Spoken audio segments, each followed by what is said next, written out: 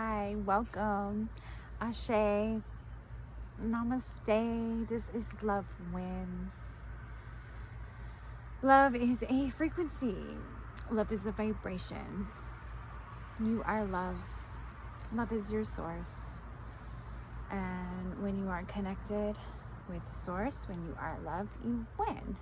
So, love wins. I'm Candace. And today I want to talk about yoga.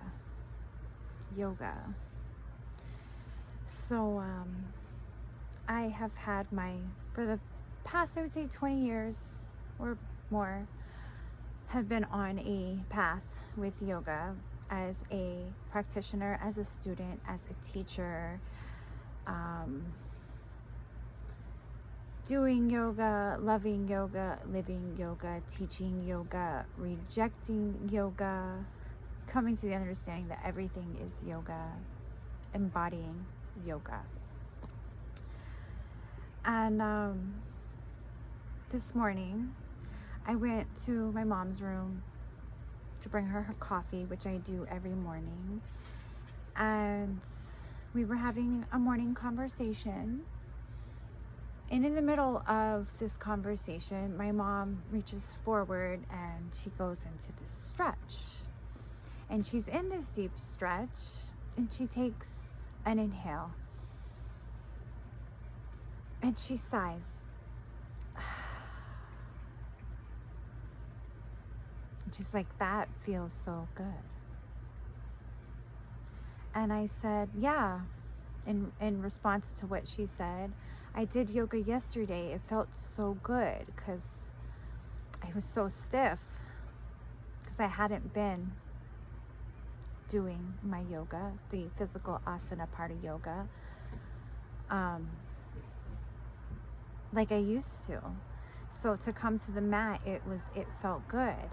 And she responds with, oh, that's yoga? Like she didn't know that stretch and that breath was yoga.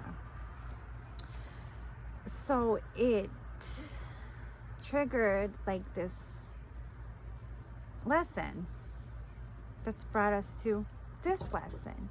But I had told her that I had learned on my path from another teacher that when the body comes to yoga in this lifetime, the soul already knows yoga.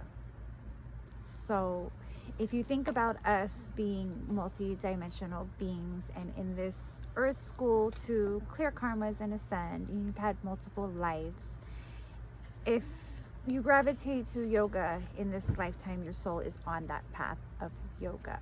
And there are 8 limbs to yoga.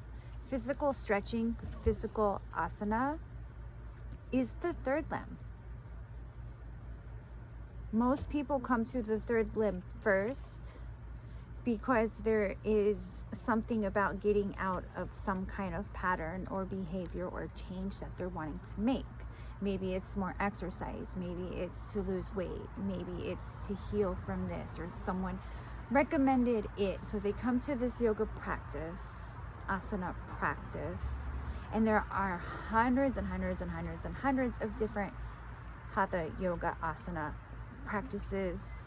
And now with the rise of the spiritual community, there's like a bajillion new practices. But the basics of yoga, of asana, I will simplify it. It is awareness with breath. So you're just physically moving your body in a way that you're aware of where your body is, and you're taking breaths in that awareness of body, and you're doing yoga. That's simplified. That's asana. Okay.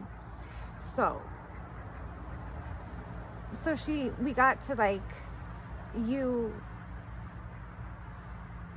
don't have to go down the path that I went down to do yoga. I went down this path because that was what my soul required in this lifetime. But you don't know physically, you're born into the void of forgetfulness. You don't know all the lifetimes that you lived until you start doing the work to remember and recover your lifetimes, the inner work. So to naturally do yoga, your soul already knows yoga. So anyways, with that, it made me think that it's time. I'm supposed to deliver a message about the 8 limbs of yoga. This is a journal entry of mine. I'm going to simplify this in English, Candace way. I'm not going to get too deep into the language of yoga. Is Sanskrit. My Sanskrit right now is so rusty, and I've recorded this video. This is the 3rd time, and I've had to re-record it because there's been kids and dogs and interruptions, and I just want one clear take. I don't want to have to piece together. So practice makes perfect, and as Nana Kwame says, Mama Gaia or God, universe doesn't want perfect, it wants real, right? So let's just get to the realness of the 8 limbs of yoga. There is the yamas and niyamas, which is 1 and 2. So back to what I was saying about asana being 3. Something happens naturally when you come to number 3, asana, yoga practice, and it going from beginner to practitioner. There is this natural awareness inside. Something shifts, something clicks. In the first 2, the yamas and the niyamas, the restraints and the observances, become a part. You embody these naturally, because you can't do the cleansing, the purification that comes with yoga practice without the energetic purification. The purpose is to come in samadhi, which is bliss, enlightenment, but you need the Trinity, the mind, body, and spirit. You need to be pure in all 3. And that's the whole point of yoga, to purify. So, the first one, the yamas, number 1, restraints, moral codes, okay? So, there's nonviolence, number 1, nonviolence. Number 2, truthfulness. Number 3, non-stealing. Number 4, right use of energy. And I'll define that, right use of energy, like when you're in awareness and you pay attention to your energy, because everything is energy, like how are you using your energy? Are you using it ethically, morally? Or are you consuming a lot of toxic behavior and partaking in toxic behavior? And it's like, how conscious are you? And then the last one is non-greed, non-hoarding. Something I'm observing a lot in my current reality. Very greedy. So then those are the yamas, those are the restraints. The second is the observances, the niyamas. These are rules and guidelines. And if you pay attention to the yamas, it's like, take away the yoga, take away the label.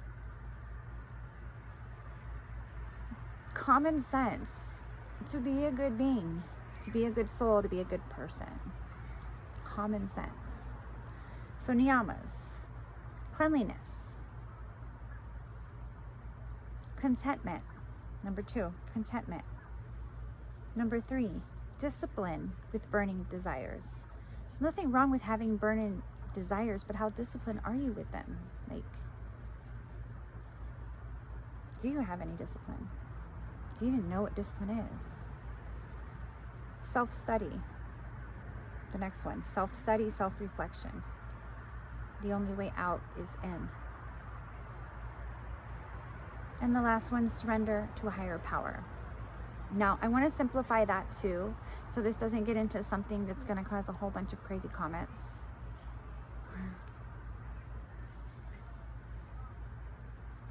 Despite what you believe in God, despite your personal belief in God, because all it is a coming home anyways. You have to find God, and we're all in different levels of that path of finding God. Okay, higher power, your soul The soul that has embodied this avatar of your body is a higher power to your avatar, to your earth body. Your soul, your knowing, is a higher power than your ego. Okay, so surrender to that higher power outside of ego, source. So 1 and 2 happens when you start 3. Natural process. And if you're all fucked up in 1 and 2, you're gonna run away from yoga. Yoga's gonna be not for you. You're gonna be the person who has the story that says, yeah, I tried yoga once, it wasn't for me. Confirmation. So when you get past yoga postures, which is 3, something that kind of goes with yoga postures is the breath work, pranayama, the breath work, number 4.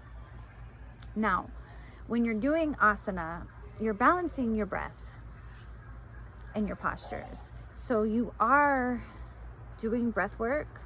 So your intro to pranayama in the asana, but there is a next level that is just a breathing practice. It's actually making a practice of breath work, controlling your breath, retaining your breath, inhalation, exhalation, different kriyas and purifications that happen. There's all kinds of different breaths that pull you down, breaths that heat you up. There's a lot to do with the breath. We can go for hours and hours and hours and hours on the breath. People do. It's their job. There's people whose entire job is breath work. So it's also a whole limb of yoga. After breath work comes concentration. It's a whole path. Some people take an entire lifetime. Some people take an entire 1,000 lifetimes to master concentration. The mind is a trickster. What gets your attention? Your focus, your awareness, your presence, your ability to be in the energy of peace. How focused are you?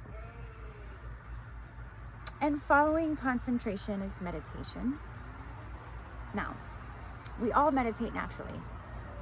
There's walking meditations. People, when you zone out and you go into the zone, if you've ever been in the zone, in flow state, if you're an artist or a creative or a musician or a gardener or a runner or an athlete, like, you know the zone.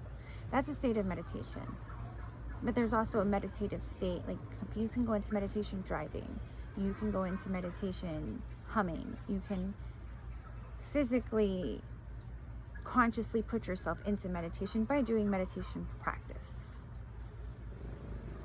And with a successful meditation practice, providing you've done all the other 7 paths, you get to level 8, which is samadhi, which is bliss, which is enlightenment, which is living your physical body in the 5th dimension frequency, which is, guess what?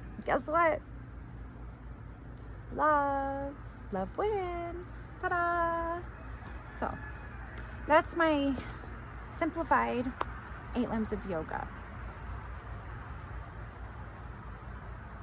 And it's my practice. That is my practice.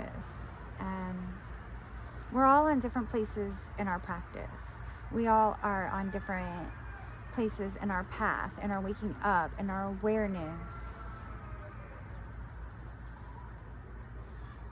And it's beautiful. And it's a beautiful thing. And it's like, keep going.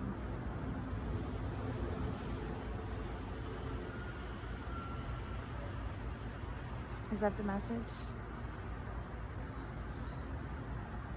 Yeah. I'm proud of you. And I love you. And thank you for doing the work. So if this resonates with you, please like, share, and subscribe, because that's how this algorithm thing works. And we are the algorithm. So if we're in alignment, let's break free. Let's co-create. Let's raise our vibration. And I love you. and you're beautiful, and you are worthy, and you're doing a good job. So thank you for existing.